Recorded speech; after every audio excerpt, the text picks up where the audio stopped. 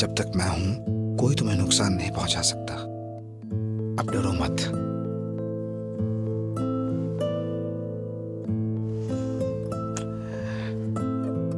और अब तुम्हारे लिए एक सरप्राइज है। सरप्राइज?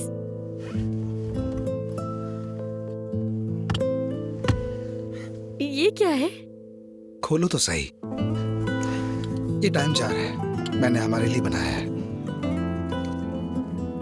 जिस दिन मैंने जुमाना का हाथ पकड़ा उसकी आंखों में वो शर्मीली सी झिझक थी, दिल धक धक करने लगा।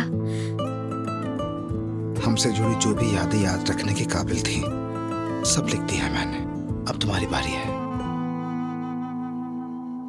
तुम भी लिखना अच्छे दिनों में ऐसी यादें बनाएं जो जीने के काबिल हों। दो मोहब्बत करने वाले बुरे दिनों में इन्हें पढ़कर उम्मीद पाले, ठीक है?